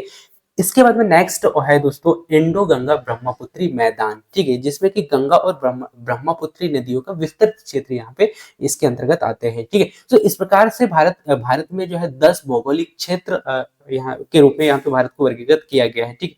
तो इस प्रकार से इस क्वेश्चन का राइट आंसर आपको यहाँ पे देखने को मिला होगा। इसके बाद में संबंधित कुछ महत्वपूर्ण फैक्ट मैं आपके सामने रखता हूँ दोस्तों। सो भारत में कुल 4 जैव विविधता हॉटस्पॉट है, जो कि हॉटस्पॉट का भी पॉइंट यहाँ पे हमें देखने को मिला था। तो आपको याद रखना है कितने हैं, 4 है, जिसमें कि पश्चिम घाट, पहला पश्चिम घाट, दूसरा हिमालय, तीसरा इंडो बर्मा और सुंदरवन, ठीक है। तो ये 4 हॉटस्पॉट है, ये भी आपको यहाँ पे याद रखना है। और भारत की भूमि का 23.39% क्षेत्र जो है दोस्तों कैसा होता है, वनाच्छादित है, ठीक है। और यानी कि वन्य जीव संरक्षण अधिनियम सन 1972 यानी कि 1972 के एक्ट के तहत भारत में जैव भौगोलिक क्षेत्र की सुरक्षा सुनिश्चित की गई है। कब की गई, किस अधिनियम के तहत, 1972 के अधिनियम के तहत, ठीक है। तो ये भी आपको यहाँ पे याद रखना है, ठीक है। इसके बाद में नेक्स्ट अगला क्वेश्चन आपके स्क्रीन पर आ चुका है दोस्तों, जो कि आप यहाँ पे देख पा रहे होंगे, मध्य भारत यानी कि मध्य स्तर का सबसे प्रचुर घटक कौन सा है। क्वेश्चन को मैं पुनः फिर से रिपीट करता हूं दोस्तों। क्वेश्चन आपसे पूछा गया है कि मध्य स्तर का सबसे जो है प्रचुर घटक कौन सा है, ये आपको यहाँ पे बताना है। सबसे पहले तो हम समझते हैं दोस्तों मध्य स्तर को, जैसे कि आपको समझने में और क्वेश्चन को समझने में और आसानी होगी। सो मध्य स्तर क्या होता है दोस्तों, मध्य स्तर एक प्लांट सेल यानी कि प्लांट सेल वॉल होता है दोस्तों। प्लांट सेल वॉल का एक भाग है जो दो कोशिकाओं के जोड़ने का यानी कि दो कोशिकाओं को जोड़ने का कार्य करता है। अब यहाँ पे आपको समझ में आया होगा, मध्य मतलब बीच का, ठीक है, यानी कि मध्य बीच का वह स्थान होता है या वह प्लांट सेल वॉल का भाग होता है जो दो कोशिकाओं को जोड़ने का कार्य करता है। और यह मुख्य रूप से किसमें पाया जाता है दोस्तों, यह मुख्य रूप से पैक्टिन से बना होता है। किससे बना होता है, पैक्टिन से बना होता है, ठीक है। किससे बना होता है, पैक्टिन से बना होता है, जो कि कोशिकाओं को आपस में चिपकाने का कार्य करता है। और यह प्राथमिक कोशिका भित्ति से बाहर स्थित होता है। अब क्वेश्चन का राइट आंसर आप दे पाओगे कि मध्य स्तर क्या है, ये आपको समझ में आ गया कि मध्य स्तर वह स्तर होता है जो कि एक प्रकार से वह स्तर है जो कि प्लांट सेल वाला एक भाग है जो दो कोशिकाओं को जोड़ने का कार्य करता है, ठीक है। और ये मुख्य रूप से जो है पैक्टिन से, किससे बना होता है, पैक्टिन से बना होता है, ठीक है। सो पैक्टिन से बना होता है जो कोशिकाओं को आपस में चिपकाने का कार्य करता है, ठीक है। सो ये आपको यहाँ पे समझ में आया होगा दोस्तों। इस प्रकार से इस क्वेश्चन का राइट आंसर आप यहाँ पे दे पाओगे दोस्तों, जो कि प्रचुर घटक कौन सा है, पैक्टिन है, ठीक है। सो पैक्टिन के कारण ही ये कोशिकाओं को चिपकाने का कार्य करता है या कोशिकाएं चिपक पाते हैं, ठीक है।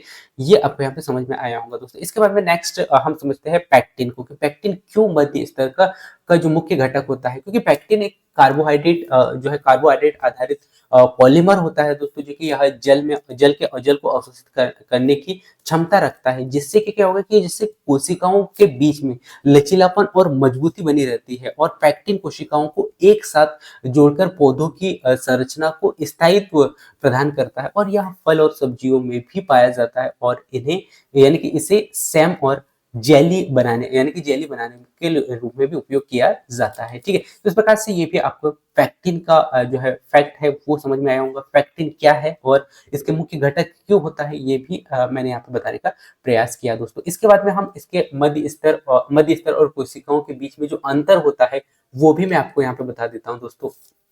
पहला जो मुख्य घटक के रूप में पैक्टिन जो होता है दोस्तों, इसका मध्य स्तर होता है। और कोशिका भित्ति में क्या होता है, इसका कोशिका भित्ति कौन सा होता है दोस्तों, सेल्यूलोज का होता है, ठीक है। यदि हम स्थान की बात करें दोस्तों, तो दो कोशिकाओं के बीच में होता है, ठीक है।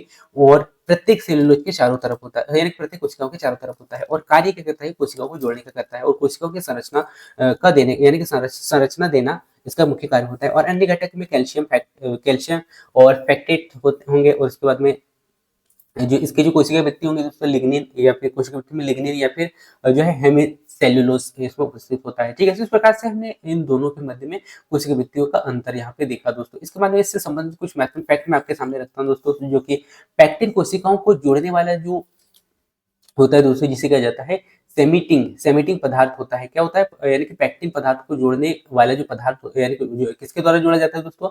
सेमेटिंग पदार्थ होता है, इसके द्वारा जोड़ा जाता है। और फल पकने के लिए यानी कि फल पकने के दौरान पैक्टिन कैसा हो जाता है? टूट जाता है, जिससे फल नरम हो जाता है। क्योंकि बहुत बार देखा होगा दोस्तों कि जो कच्चा यानी कि जो फल जो होता है ना, वो कच्चा होता है तो वो कैसा होता है? कड़क होता है, लेकिन जब वो पक जाता है तो वो नरम हो जाता है। क्यों? क्योंकि यहाँ पे जो यानी कि जो पैक्टिन जो पदार्थ यानी कि पैक्टिन जो है ये कैसा होगा? टूट जाता है, ठीक है? इसी कारण जो फल जो होते हैं वो नरम हो जाते हैं। और पैक्टिन का उपयोग जो है जैम, जेली और दवा उपयोगी में किया जाता है, ठीक है? तो इस प्रकार से इस क्वेश्चन का राइट आंसर भी आपको यहाँ पे देखने को मिला होगा दोस्तों, और इसका पूरा डिटेल मैंने आपके सामने रखा। इसके बाद में आज का लास्ट क्वेश्चन है, हो सकता है ये क्लास काफी लंबा हुआ होगा, लेकिन आपको बहुत सारा डिटेल मिला होगा, और मैं ये नहीं कहूंगा बहुत सारा, बल्कि पूरा डिटेल आपको देखने को मिला होगा। अब लास्ट क्वेश्चन की ओर बढ़ते हैं दोस्तों, और क्वेश्चन आप देख पा रहे होंगे कि माइटोकॉन्ड्रिया की क्रिस्टे और आंतरिक झिल्ली में स्थित कणों को क्या कहा जाता है? क्वेश्चन को मैं पुनः फिर से रिपीट करता हूं दोस्तों।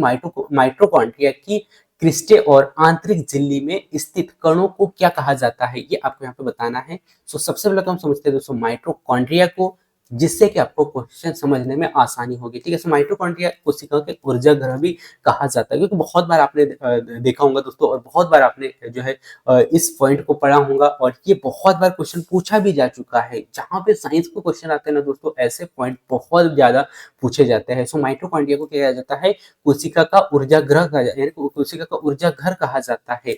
क्योंकि ये क्या करता है? एटीपी का संश्लेषण करता है। क्या करता है? ये एटीपी का संश्लेषण करता है कोशिका में, और इसकी अतिरिक्त झिल्ली पर कई छोटी छोटी कणी संरचनाएं कैसे होती है? कणी संरचनाएं पाई जाती है, जिन्हें ऑक्सीसोम यानी कि ऑक्सीसोम या फिर F1 कण भी कहा जाता है, ठीक है? तो ये भी आपको यहाँ पे याद रखना है। और ये कण कैसे होते हैं दोस्तों? एटीपी संश्लेषण में महत्वपूर्ण भूमिका निभाते हैं, ठीक है? सो इस प्रकार से इस क्वेश्चन का राइट आंसर आपको यहाँ पे देखने को मिला होगा दोस्तों, जो कि आप यहाँ पे दे पाओगे ऑक्सीसोम। क्या होता है? ऑक्सीसोम, ठीक है? ऑक्सीसोम यानी कि माइटोकॉन्ड्रिया की क्रिस्टे और आंतरिक झिल्ली में स्थित कणों को क्या कहा जाता है? इसे कहा जाता है ऑक्सीसोम, ठीक है? क्या कहा जाता है? ऑक्सीसोम कहा जाता है। और सबसे पहले तो आपको याद रखना है माइटोकॉन्ड्रिया को जो है कोशिका का ऊर्जा गृह भी कहा जाता है। क्यों कहा जाता है? क्योंकि ये एटीपी का संश्लेषण करता है, और इसके आंतरिक झिल्ली और इकाई में छोटी छोटी संरचनाएं पाई जाती है, जिन्हें कहा जाता है ऑक्सीसोम कहा जाता है। और यही इस क्वेश्चन का राइट आंसर है। और साथ ही साथ अगर आपसे ऑक्सीसोम ना पूछ के आपसे F1 कण पूछा जाता तो भी आपका इस क्वेश्चन का राइट आंसर होता था, क्योंकि F1 या फिर ऑक्सीसोम इसे कहा जाता है, ठीक है? और ये कण जो है एटीपी संश्लेषण में महत्वपूर्ण भूमिका निभाते हैं, ठीक है? और ऑक्सीसोम के बारे में आपको बताता हूं दोस्तों। ऑक्सीसोम क्या होता है? ये छोटे यानी कि ये छोटे गुंबदाकार आकार का कण होता है, जो कि माइटोकॉन्ड्रिया की आंतरिक झिल्ली पर स्थित होता है। कहां पर स्थित होता है? तो आंतरिक माइटोकॉन्ड्रिया के आंतरिक झिल्ली पर स्थित होता है। इसे F1 कण या फिर फास्फोराइलेशन कण भी कहते हैं। एक तो एफ कण या फिर फास्फोराइलेशन कण कहा जाता है, ठीक है? ये कैसे होते हैं दोस्तों? ये एडीपी एडीपी को क्या करेंगे? एटीपी में बदल देते हैं। क्या करते हैं? इनका जो कार्य होता है, एडीपी को क्या करेंगे? ये एटीपी में बदलने का कार्य करते हैं, यानी कि एटीपी में बदलने के लिए यानी कि के लिए औत्साहिक होते हैं। और इन कणों में एटीपी सिंथेज एंजाइम पाया जाता है, जो कि ऑक्सीडेटिव या फिर फास्फोराइलेशन की प्रक्रिया में मदद करता है, ठीक है? तो इस प्रकार से आपने देखा दोस्तों ऑक्सीसोम्स को, ठीक है? और ये पूरा फैक्ट मैंने आपके सामने रखा। इसके बाद में हम समझते हैं दोस्तों ऑक्सीसोम और एटीपी संश्लेषण की प्रक्रिया को। इसमें क्या होता है दोस्तों? यानी कि ऑक्सीडेटिव फास्फोराइलेशन की यह प्रक्रिया जो होता है ना दोस्तों, यह माइटोकॉन्ड्रिया में होता है, और यह इलेक्ट्रॉन परिवहन श्रृंखला में के मध्य में एटीपी का उत्पादन किया जाता है। अब यहाँ पे क्या होगा कि एटीपी सिंथेसिस का यहाँ पे कार्य जो होता है ना दोस्तों, जिसमें कि यह एंजाइम प्रोटीन ग्रेड का उपयोग करके जो है यहाँ पे क्या करेगा? यानी कि एडीपी को एटीपी में परिवर्तित करेगा। तो इस प्रकार से यहाँ पे परिवर्तन एडीपी से एटीपी में होता है, ठीक है? तो इस प्रकार से आपने देखा यहाँ पे जो है ऑक्सीसोम और एटीपी का संश्लेषण, ठीक है? एटीपी का संश्लेषण की प्रक्रिया को। इसके बाद में संबंधित जो तथ्य है वो जो है हर क्वेश्चन में दिया है मैंने। अब यहाँ पे भी हम देखते हैं माइटोकॉन्ड्रिया के दो प्रमुख भाग होते हैं। पहला जो होता है बाहरी झिल्ली होता है, दूसरा आंतरिक झिल्ली होता है, ठीक है? और उसके बाद में ऑक्सीसोम केवल आंतरिक झिल्ली पर पाया जाता है। अब आपको यहाँ पे याद रखना है, यदि आपसे पूछ ले कि माइटोकॉन्ड्रिया के किस भाग में ऑक्सीसोम पाया जाता है, तो आपको याद रखना है केवल कौन से आंतरिक भाग में पाया जाता है। जबकि हमने यहाँ पे देखा था माइटोकॉन्ड्रिया के दो भाग होते हैं, एक बाहरी भाग होता है और एक बाहरी झिल्ली होता है और एक आंतरिक झिल्ली होता है। लेकिन ऑक्सीसोम जो है दोस्तों आंतरिक झिल्ली में पाया जाता है। एटीपी कोशिका की ऊर्जा मुद्रा कहते हैं, यानी कि एटीपी जो होता है ना दोस्तों कोशिका की जो है ऊर्जा मुद्रा कहलाता है। ठीक है, और 1978 में पीटर मिशेल को ऑक्सीडेटिव फास्फोराइलेशन की खोज के लिए नोबेल पुरस्कार भी दिया गया था। ये एक बहुत ही वेरी वेरी इंपॉर्टेंट पॉइंट है। और जितने भी क्वेश्चन में जो संबंधित जो तथ्य मैंने आपके सामने रखा है दोस्तों वो बहुत ही इंपॉर्टेंट है, उनको आपको बहुत ही अच्छा से देखना है। इस प्रकार से हमने एक एक क्वेश्चन को बहुत ही डिटेल से देखा दोस्तों, और इस प्रकार से हमारा क्लास यहाँ पे कंप्लीट होता है। और मैं उम्मीद करूँ कि आपने हर एक क्वेश्चन को, हर एक पॉइंट को बहुत ही डिटेल से समझा होगा। और मेरे पूरा प्रयास यही किया कि आपका डाउट पूरा अच्छा से क्लियर कर पाऊँ, और आपने क्वेश्चन को बहुत अच्छा से समझा भी होगा। और ऐसे ही क्लासेस कंटिन्यू इस चैनल में अपलोड होते रहे हैं दोस्तों, और होते रहेंगे। बस आप चैनल में जाइए और इसका प्लेलिस्ट बनाया गया है, उस प्लेलिस्ट से आप एक एक क्लासेस देखते जाइएगा, आपको बहुत मजा आएगा और बहुत हेल्प मिलने वाला है। सो मिलते हैं दोस्तों ऐसे ही जबरदस्त क्लास में, तब तक जय हिंद, वंदे मातरम।